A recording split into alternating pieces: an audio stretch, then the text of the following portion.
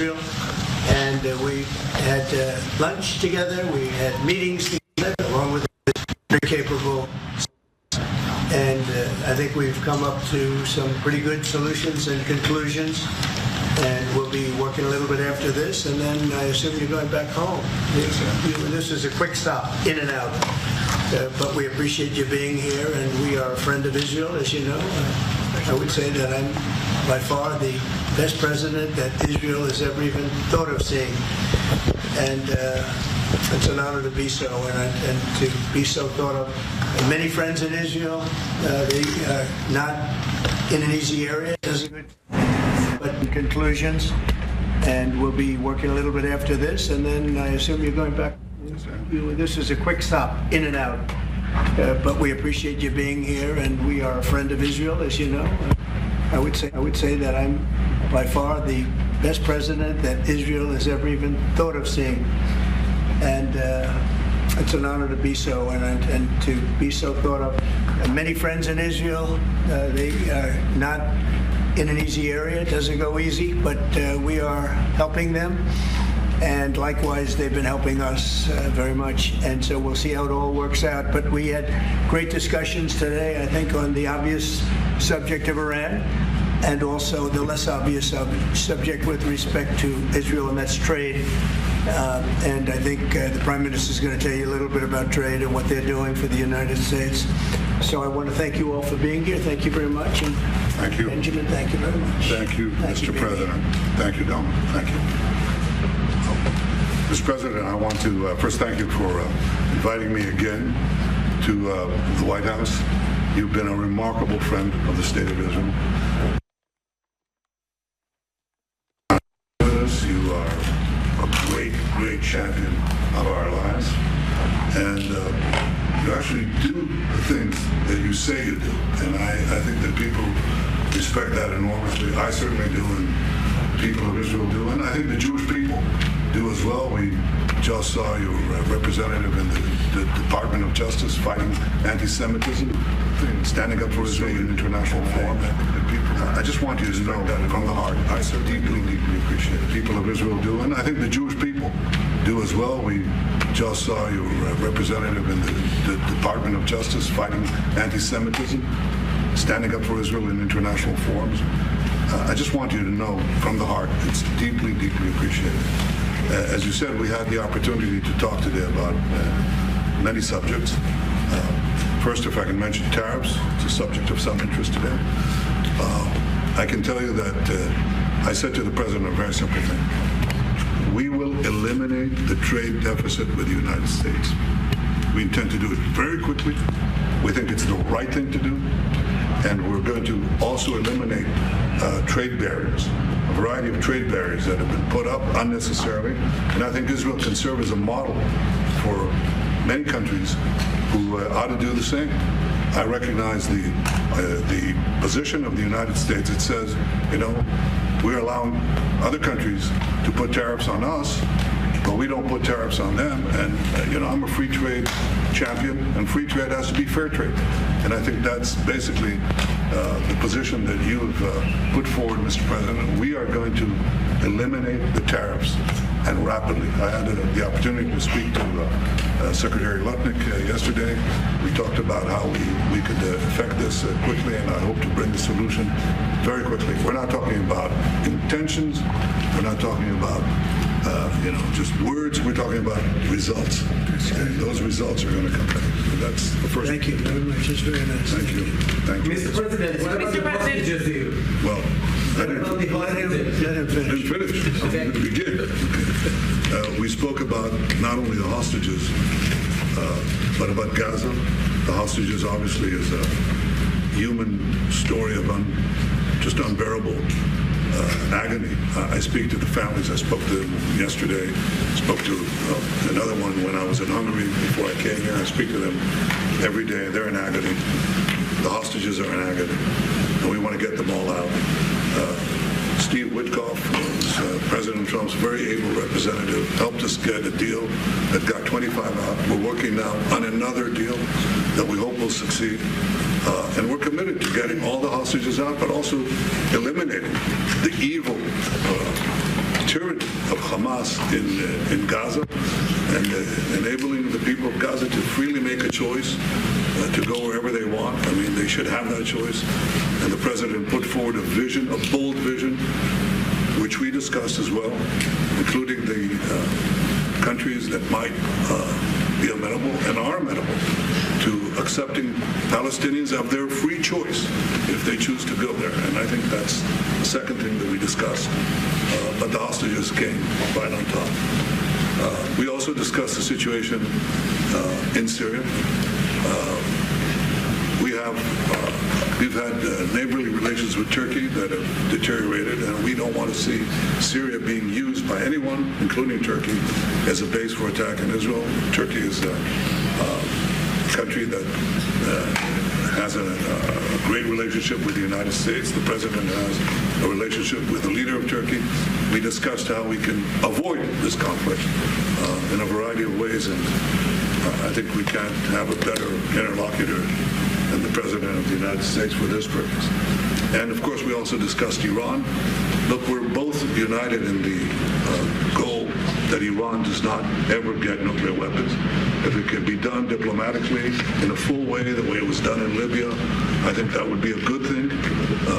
But whatever happens, we have to make sure that Iran does not have nuclear weapons. That's the end of my speech. Mr. President, We're having direct talks with. Wait. We're having direct talks with Iran, and they've started. It'll go on Saturday. We have a very big meeting, and we'll see what can happen. And I think everybody agrees that doing a deal would be preferable to doing the obvious. And the obvious is not something that I want to be involved with, or frankly, that Israel wants to be involved with if they can avoid it. So we're going to see if we can avoid it. But it's getting to be very dangerous territory. And hopefully those talks will be successful. And I think it would be in Iran's best interest if they are successful. We hope that's going to happen. And we had just a lot of good talks on a lot of things. I appreciate very much what you said about the tariffs. We've been ripped off and taken advantage of by many countries over the years, and can't do it anymore. Just can't do it anymore. Can't be the stupid people anymore. And it's all because of the people that sat in the seat right here. Not your seat, but this seat. They allowed things to happen to our country that they shouldn't have allowed to happen on trade and other things, many other things. I mean, look at what's happened with our last president, where he allowed millions of people to come into our country with an open border.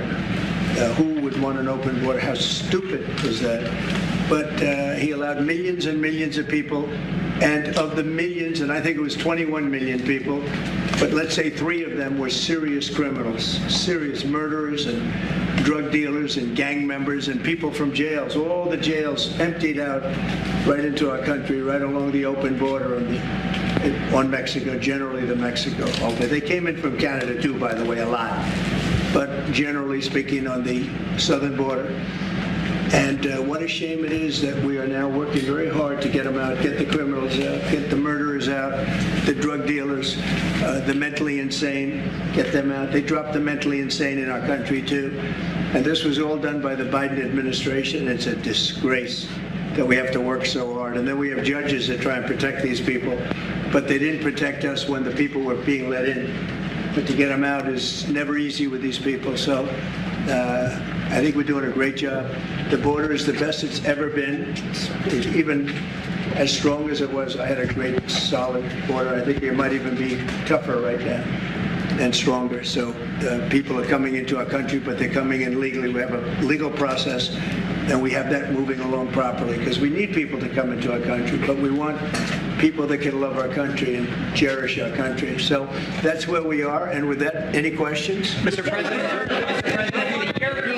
reaction to the markets today, and would you be open to a pause in tariffs to allow for negotiations? Well, we're not looking at that. We have many, many countries that are coming to negotiate deals with us, and they're going to be fair deals, and in certain cases they're going to be paying substantial tariffs.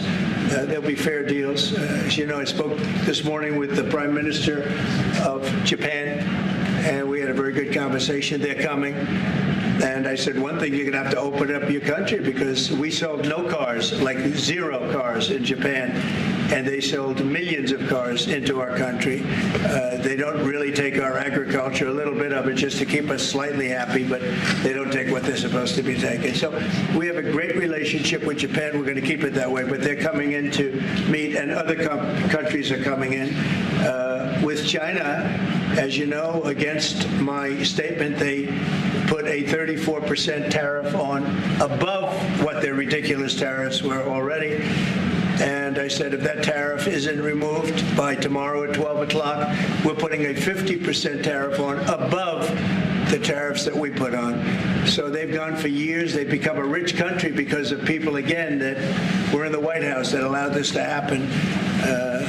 Hundreds of billions of dollars a year they'd make on us on trade, and it shouldn't be that way. And I have a great relationship with President Xi. I hope it's going to stay that way. I have great respect for China, but they can't do this. We're going to have one shot at this, and no other president's going to do this, what I'm doing. And I'll tell you what, it's an honor to do it because we have been just destroyed. What they've done to our system. You know, we have $36 trillion of debt for a reason. And the reason is that people allowed it to get that way. So we'll be talking to China. We'll be talking to a lot of different countries. And I think, you know, if we can make a really fair deal and a good deal for the United States, not a good deal for others. This is America first. It's now America first. And we didn't put America first. We put America last. The people that were in the Oval Office put America last, and we're not going to stand for it. Yeah.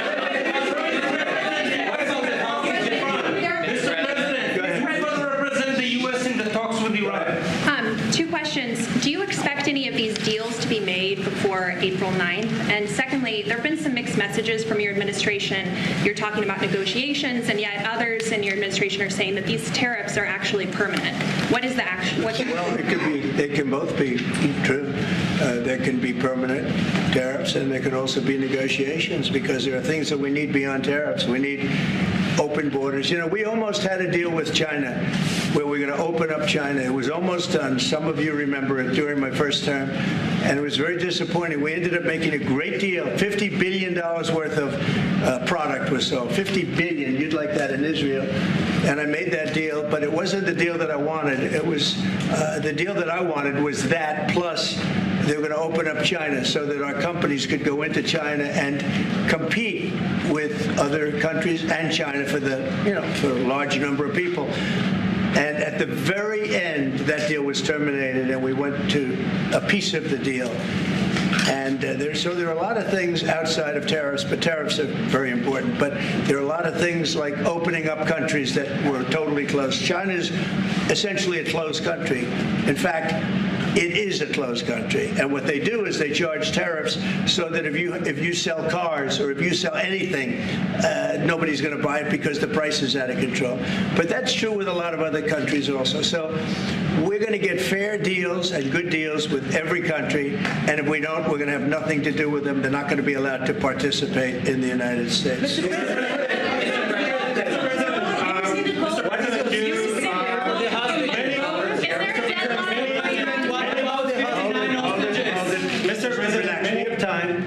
This gentleman is all day long. Mr. President, thank you for the chance. Many of Palestinian Americans who voted for you and not for Biden because you've promised them to end the war in Gaza. Very honored by that vote, too. The war is still going on and there's no hostage deal. Do you have any update on that? Well, I'd like to see the war stop, and I think the war will stop at some point that won't be in the too distant future. Right now we have a problem with hostages. We're trying to get the hostages out. We got quite a few of them out, but it's a long process. It shouldn't be that long. We have a big problem that we've done. I think I'll ask Pete to maybe talk about it for a second, because a lot of people are asking. The Houthis, we've been very tough and very successful militarily. We've really damaged them badly. These were people shooting down ships and other things, by the way, flying objects like airplanes. And we've put a major hurt on the Houthis, which nobody's been able to do. We've really hit them hard, and they know it. and they don't know what to do, and it's every night, night after night, and we've gotten many of their leaders and their experts. They're experts on missiles. I mean, they actually make missiles. Nobody thought that, but they make missiles. They're highly sophisticated, and they're very tough, but they've been very badly damaged. Nobody else was able to do that but us. Pete, you want to discuss that, please? Yes, sir. It's been a bad 3 weeks for the Houthis, and it's about to get worse. It's been a devastating campaign, whether it's underground facilities, weapons manufacturing, bunkers, troops in the open, air defense assets. We are not going to relent. And it's only to get more unrelenting until the Houthis declare they will stop shooting at our ships. And we've been very clear at the Iranians as well.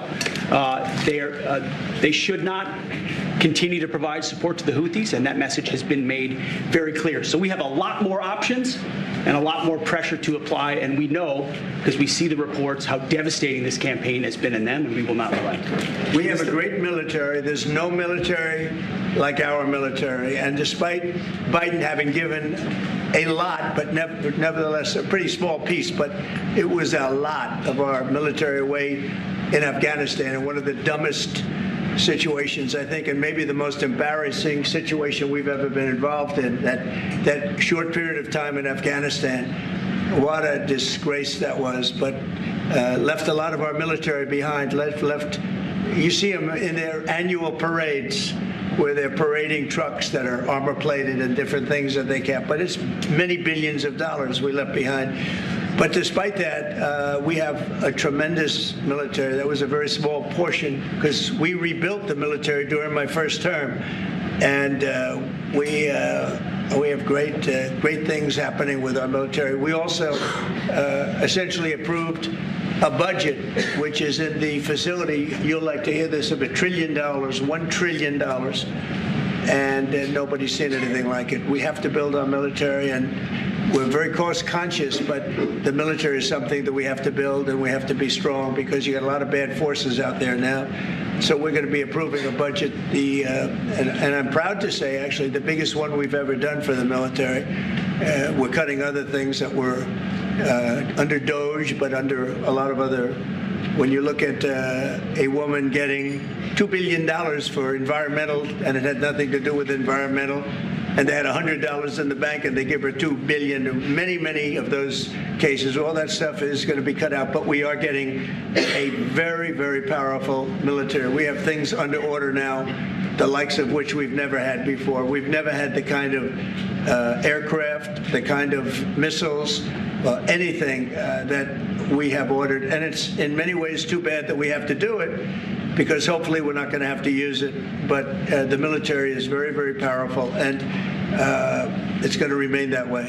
How do you...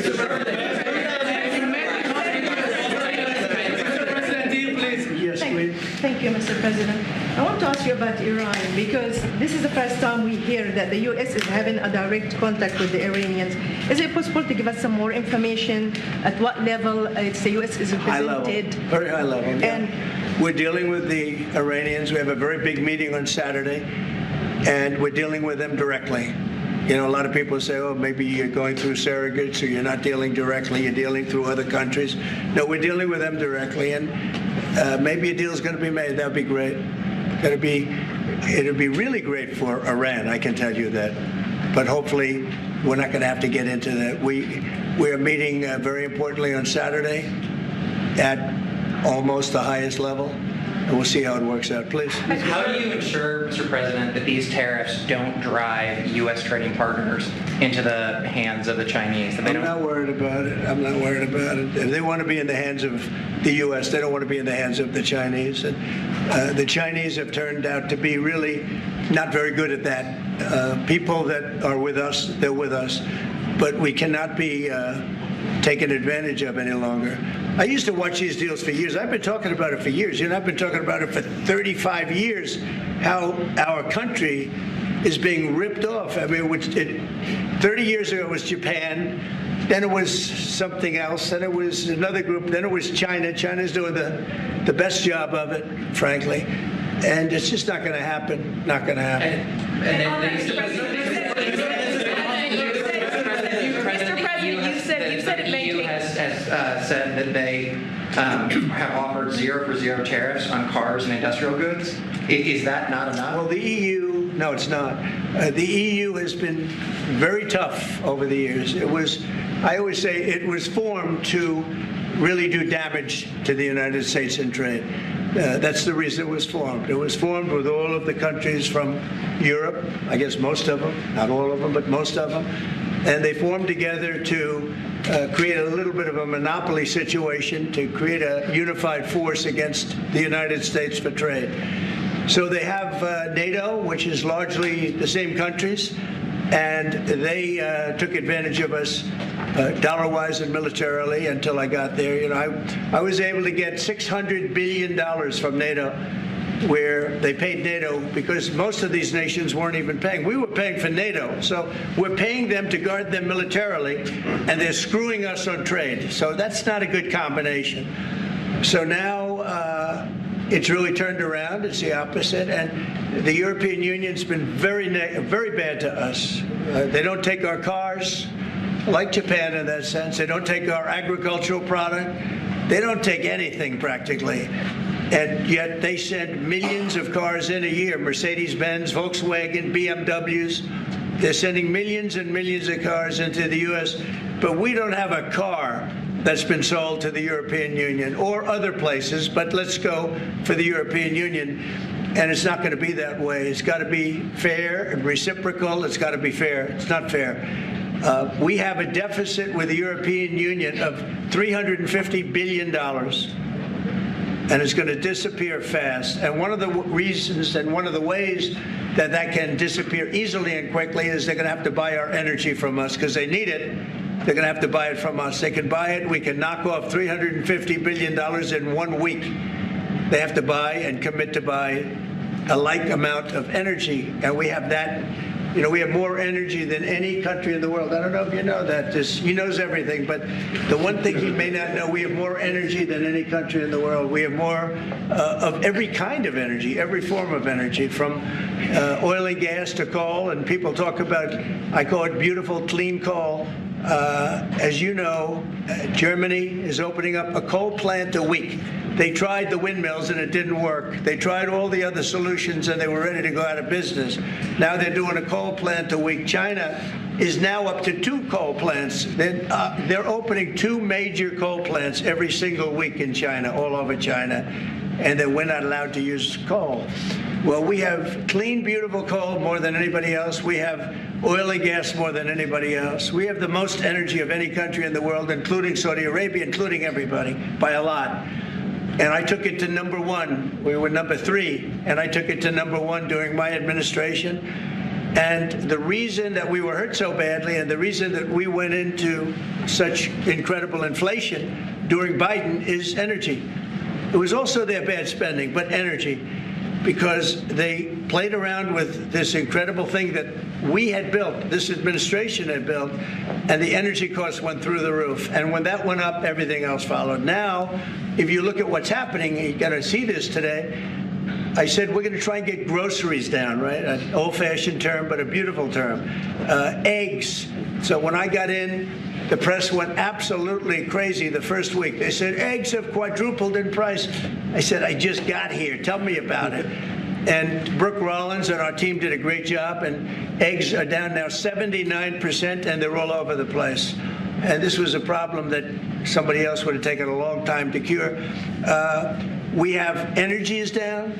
We have interest rates are down. We have groceries, meaning food is down. We have everything is down at levels that nobody ever thought possible. Energy looks like it's going to be in the $2.50 a gallon range, and maybe below that for a car. So for gasoline. So we're really doing amazing. I mean, we're cutting prices because prices got so high people couldn't live. I mean, the prices for groceries, the prices for standard groceries, standard things were going through the roof. They couldn't live. And now those prices are coming down. So call them groceries, but that's down, energy's down, and interest rates are down. Everything's down. And the interest rates, the beauty there is when we refinance debt, you know, debt's become such a big factor in this country. We're going to start paying debt off with tariffs and other things. But it's such a big factor because the interest rate's so high.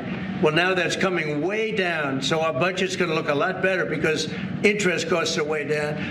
And I guess I've done that. Okay. Many Israelis are watching you now on live show. Good. What is your specific way of getting the hostages out from the horrific captivity? We are trying very hard to get the hostages out. We're looking at another ceasefire. We'll see what happens. But we want to get the hostages out.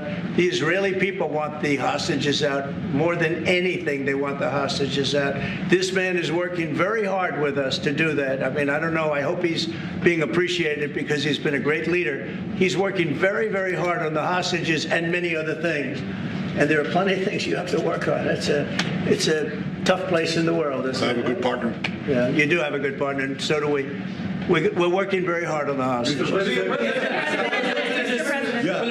If you're going to negotiate a new deal with Iran, can you elaborate how it's going to be more effective than the JCPOA? Well, I can't really say that, but I think it'll be different and maybe a lot stronger. But they were so happy when we made that first deal because we did get a lot out. You know, I had people right in this office, this beautiful Oval Office. They came in, 10 people, hostages, you know that. And I said to them, so how was it? And the stories they told me, I mean, as an example, I said to them, was there any sign of love? You were there, 10 people. It's only 10, but it's pretty representative. Did the Hamas show any signs of, like, help or liking you? Did they wink at you? Did they give you a piece of bread extra? Did they give you a meal on the side, like, you know, you think of doing, like what happened in Germany, what happened elsewhere? People would try and help people that were in unbelievable distress. They said no. I said all of them. I said, did they ever wink at you like, you'll be okay, you're going to be okay? No, they didn't do that. They'd slap us. The hatred is unbelievable. And the lives, you know, they lived in a pipe, not really a tunnel, it was a pipe. And they always thought they were suffocating, they were going to suffocate. And then they'd open up the pipe, and it was like 3.5 feet high. This isn't, you know, we hear tunnels is bad, but pipes are worse. And the stories I heard were incredible. But I just said, was there any sign of potential love or affection? And there were none whatsoever. It was amazing to me. There was nothing like, here, take this, it's a little extra meal or something. They lived like hell. I don't know. They seemed to be, they were amazing to me because they seemed to be pretty normal. They weren't scarred. But I guarantee underneath they have to be scarred. And one was there for 356 days. Another was there for about 180 days. You know, a long time. These are people that have been really, really horribly treated. I've never seen anything like it, actually. I was very surprised to hear the answer. Thank you, Mr. President. Are there 2 or 3 countries that are on your list that you feel are farther along in getting their tariffs lowered?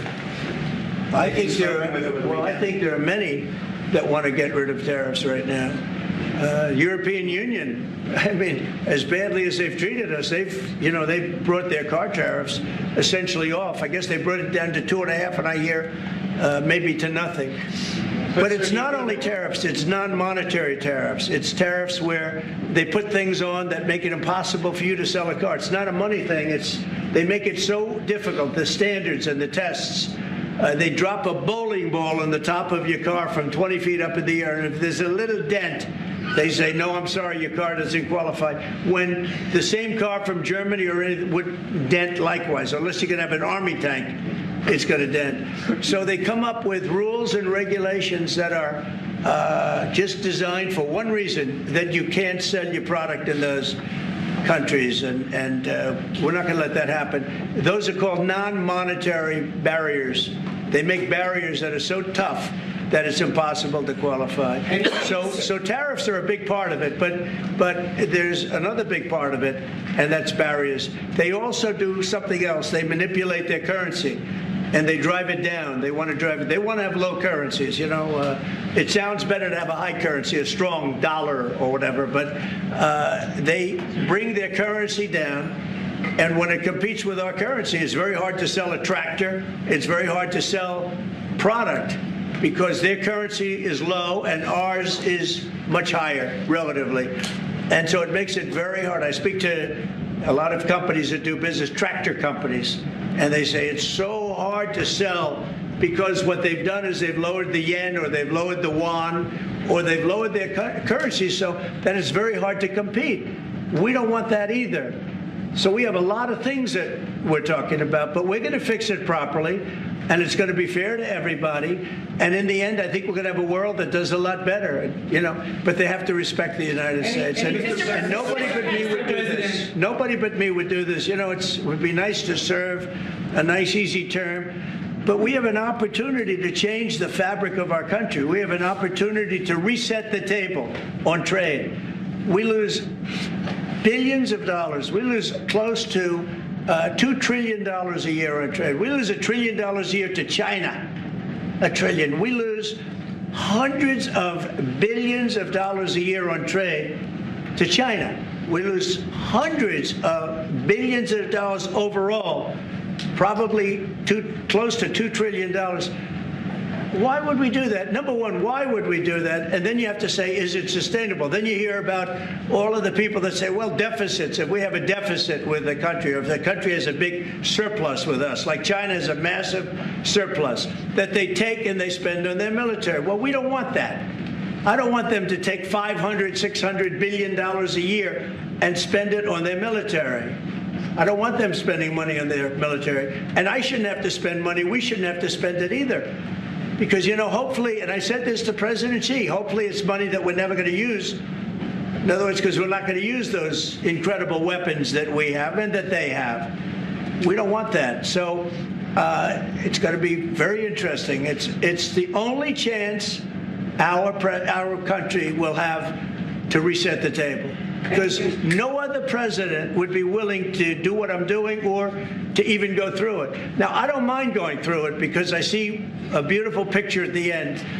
But we are making tremendous progress with a lot of countries, and the countries that really took advantage of us are now saying, please negotiate. You know why? Because they're getting beaten badly because of what's happening. They're getting beaten badly. They're being devalued as countries. But it's the only chance we're going to have to reset the table on trade. And when we do, we're going to come out unbelievably well. We're going to have a strong country economically again. And we're going to have those factories that are empty all over the United States. We've lost 90,000 plants and factories. Think of this, 90,000, you wouldn't think it's possible, 90,000 plants and factories since NAFTA, which was, by the way, the worst trade deal ever developed, ever had by any country anywhere, NAFTA. And I terminated NAFTA. Everybody said it would be impossible. And I terminated it through Congress. We terminated it. You had to get it through Congress. It was a trap. It was a horrible thing. And we got it done. And we went to the USMCA, which was much better. The problem is they cheat. They cheat like crazy. Canada cheats. Mexico cheats. Just one of those things. But we are resetting a table, and we're going to have great trade. And we're going to have a very strong country. Our country is going to be at a level that has maybe never been, or maybe, our country was the strongest, believe it or not, from 1870 to 1913. You know why? It was all tariff-based. We had no income tax. Then in 1913, some genius came up with the idea of let's charge the people of our country, not foreign countries that are ripping off our country. And the country was never that kind of wealth. We had so much wealth, we didn't know what to do with our money. We had meetings, we had committees, and these committees worked tirelessly to study one subject. We have so much money. What are we going to do with it? Who are we going to give it to? And I hope we're going to be in that position again. Mr. President, do you plan to reduce the tariffs that your government put on Israeli goods, 17%? On where? On Israeli goods, the 17%. Do you plan well, we're talking about a whole new trade. Maybe not. Maybe not. Don't forget, we help Israel a lot. We give Israel $4 billion a year. That's a lot. Congratulations, by the way. That's pretty good. But we give Israel billions of dollars a year. Billions. It's one of the highest of, and we give a lot of countries money. You wouldn't believe if I said we give Afghanistan a lot of money, didn't it? Because that was a Biden deal, another Biden deal. Not only did he embarrass us with that, but they give them billions of dollars, Afghanistan, right? So, but no, we take good care of our friends, and we don't take care of our enemies. We're not taking care of our enemies anymore, but we do take care of our friends. For the Times of Israel, the IDF is fighting again in the Gaza Strip. I myself might be called up in a month. Do you think that's the way to pressure Hamas to get to a deal? And do you think blocking humanitarian aid is also an effective pressure tactic? Well, you know how I feel about the Gaza Strip. I think it's an incredible piece of important real estate, and I think it's something that we would be involved in, but having a peace force like the United States there, controlling and owning the Gaza Strip would be a good thing. Because right now, all it is for years and years, all I hear about is killing and Hamas and problems. And if you take the people, the Palestinians, and move them around to different countries, and you have plenty of countries that will do that, and you really have a freedom zone. You call it the freedom zone, a free zone, a zone where people aren't going to be killed every day. That's a hell of a place. It's you know what I call it, a great location that nobody wants to live in, because they really don't. And when they have good living, real living, where Hamas and all of the problems they have, the level of death on the Gaza Strip is just incredible. And I've said it. I don't understand why Israel ever gave it up. Israel owned it. It wasn't this man, so I can say it. He wouldn't have given it up. I know him very well. There's no way. They took oceanfront property and they gave it to people for peace. How did that work out? Not good. Is the immigration, Mr. President, is the immigration plan still on the agenda? Which immigration? From Gaza. All it is a concept that I had that I think is good, and now people are copying it. You know, maybe you want to tell people are talking about the Trump plan. Gee, why don't we do that? Would you like to answer that question? I think what the president talked about is, first of all, to give people a choice. You know, Gazans were closed in. And any other place, including in arenas of battle, I mean, whether it's Ukraine or Syria or any other place, people could leave. Gaza was the only place where they locked them in. We didn't lock them in. They're locked in. And what is wrong with giving people a choice? Now, we've been talking, including over lunch, about some countries, I won't go into them right now, that are saying, you know, if Gazans want to leave, we want to take them in. And I think this is the right thing to do.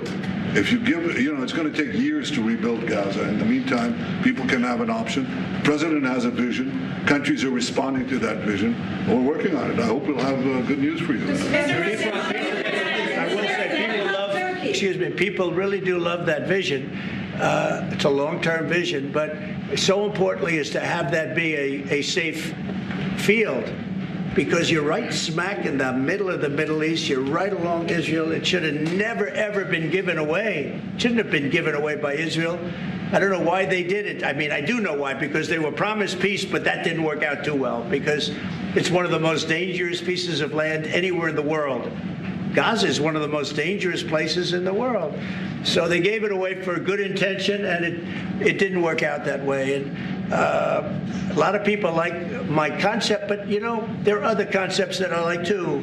And there are some concepts I don't like. You know what I don't like? The way it is now. Because right now it's a dangerous death trap, Gaza. Yeah. Thank you, sir. Can you talk a little bit about your potential meeting with Vladimir Putin? Do you still plan to meet with him? Could that happen in Saudi Arabia? And maybe you could elaborate as well a little bit on not providing tariffs on Russia, sir. So the reason we're not talking about tariffs with Russia is because we're not doing business essentially with Russia, because they're in a war.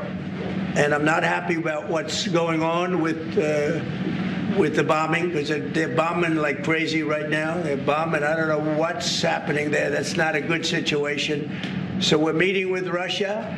We're meeting with Ukraine. And we're getting sort of close. But I'm not happy with all the bombing that's going on the last week or so.